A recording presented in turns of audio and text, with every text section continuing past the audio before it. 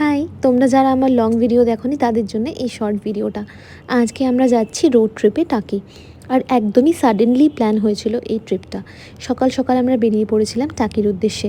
রাস্তায় দাঁড়িয়ে খেয়েছিলাম কফি, তারপর পৌঁছে গেলাম কচি পাতা রেস্টুরেন্টে। আর এখান থেকে আমরা দেখছিলাম যে পাশের পুকুরে যেখানে মাছ চাষ হয় ওখান থেকে এই জেলেরা কত কত মাছ এনারা এখান থেকে ধরেছেন।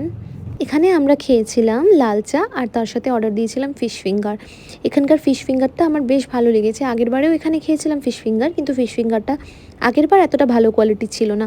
এবারে খুব ক্রিস্পি ছিল আর মাছটাও একদম ফ্রেশ ছিল। এরপর এখান থেকে বেরিয়ে আমরা দেখলাম যে এখানে একটা নবরাত্রির ভাসান যাচ্ছে। মা দুর্গারও এখানে দর্শন হয়ে গেল আমাদের। আর তার সাথে সাথে এনাদের মজা করাটা দেখে আমাদেরও বেশ মজা লাগছিল। চলো আমার সাথে সাথে তোমরাও মা দুর্গার দর্শন করে নাও। আচ্ছা, এরপর আমরা পৌঁছে গেছিলাম আমাদের হোটেলে। আর আমাদের হোটেল ছিল সোনার বাংলা হোটেল টাকি। আগেরবার আমরা যখন টাকি এসেছিলাম সেম হোটেলেই স্টে করেছিলাম। এক্সপিরিয়েন্স খুবই ভালো ছিল, তাই জন্য আমরা আবার এটাই রিবুক করেছিলাম। তবে আগেরবার আমরা ছিলাম অন্য সাইডে আর এবার আছি অন্য সাইডটাতে। এই হোটেলটার মেন অ্যাট্রাকশন হলো ব্যালকনি, যেটা দিয়ে ইছামতি নদীর দারুণ ভিউ দেখা যায়। আর দেখো ওই দিকে যে বিল্ডিংটা, ওইটা হচ্ছে নিউ বিল্ডিং। আমরা আগেরবার ওখানে স্টে করেছিলাম, তবে এবার আমরা এই দিকটা স্টে করেছি। দুতরফ থেকেই নদীর ভিউ কিন্তু অসাধারণ, কোনো দিকে কোনো কম্প্রোমাইজ নেই।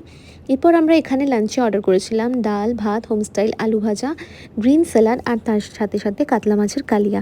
খাবারগুলো খুবই ভালো ছিল। আর এখানকার একটা ফুড আমি তোমাদের ডেফিনেটলি বলবো ট্রাই করতে, সেটা আসছে নেক্সট ভিডিওতে।